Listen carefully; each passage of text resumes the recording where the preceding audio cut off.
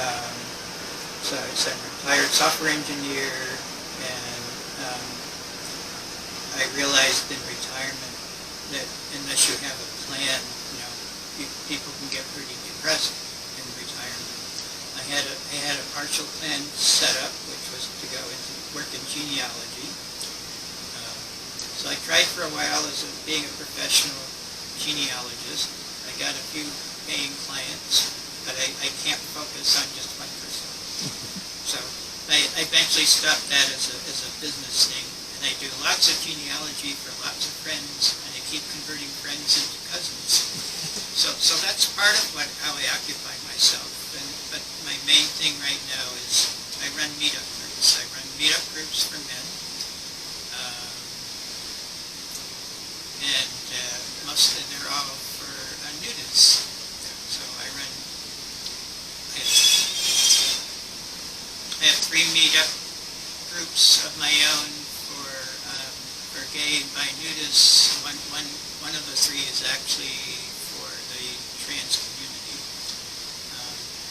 I also run 3 additional meetups in Vermont for my buddy Philip. And those are nudists, but they're all activity oriented, so they're not social groups, they're activity functions. So whereas my 3 groups here are social functions, and they serve different communities. And that takes a lot of my time, keeps me very busy. Good. Have you met quite a few people through your meetup groups? Oh yes, quite a few. And somebody asked me recently, can you make friends in a group like this? And I say definitely. That's how I met my buddy Philip. I met some really good people. And it's definitely possible. It's kind of easier if people are coming to you, because then you don't have to go out to the bars. You get to know people when you're the host. You get to know people much easier that way than, let's say, going out to a bar. I've met some nice people in bars, but if you go to a bar with the idea of hooking up, this is my own philosophy. If you go to a bar with the idea of hooking up or getting picked up, and then it doesn't happen, and then you get disappointed, and then you get discouraged, and people will see you're discouraged, and then they might lose interest in you.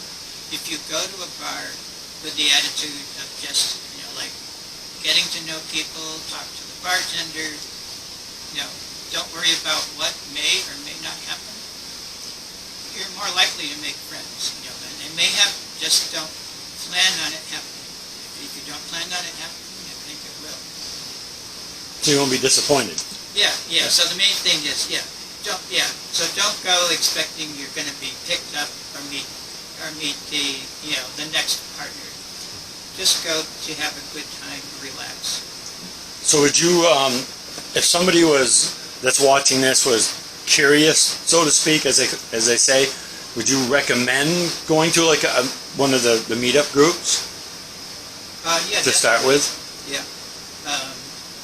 It's a different social situation, so of course it's all up to the organizer as to how it's run. Most meetup groups are there for a purpose, not strict, maybe not special interests, maybe not social. So basically, my 3 here are social, and the other 3 in Vermont have a purpose. And that's all explained out on the... So each meetup site is an explanation of what it's about. And there are thousands and thousands of meetup groups for different things. They could be professional, it could be like you want to learn a new language, or specific topics, or meet people your age, or meet people in the community. There are literally thousands and thousands of meetup groups and meetups. Would you have any advice for somebody that is curious or in the closet? What would you recommend for in those situations for somebody? I have my own approach nature running my groups, which is, trying to be encouraging for beginners. Sometimes I have to do special meetups for beginners because they're nervous. If it's in a bar situation, that can be harder. But you have to be willing to put yourself out. No, you have to be willing to meet people. Don't focus on meeting Mr. or Mrs. right away. You'll come across as too needy. Just let it happen. You'll find what you're looking for if you're not looking for it.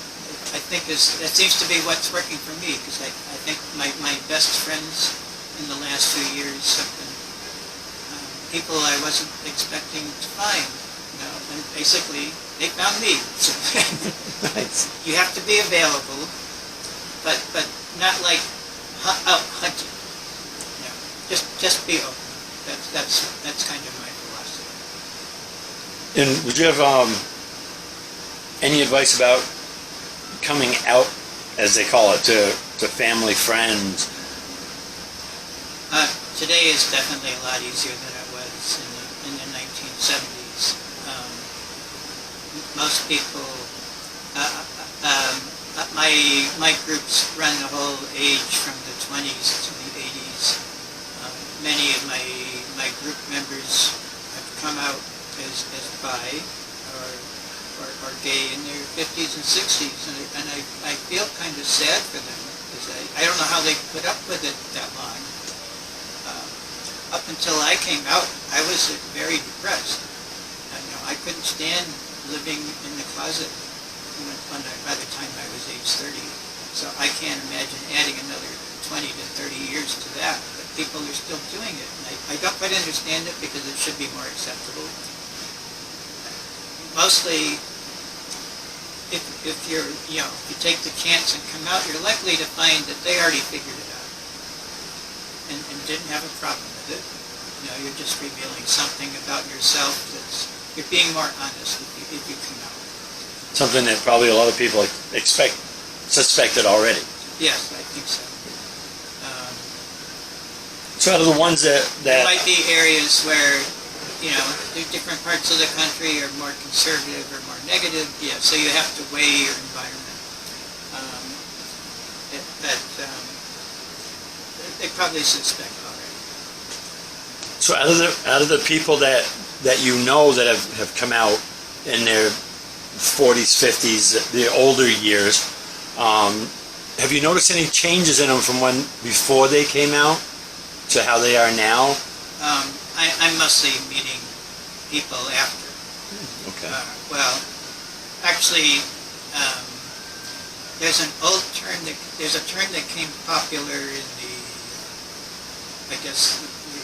late 1990s or early 2000s, and some people didn't want it known. The word became well known on Oprah, and somebody wrote a book about it. It was called The Down Low. It mostly applied to black men who were having sex with men, whereas the black community is less tolerant of same-sex relationships. But the down low was kind of like a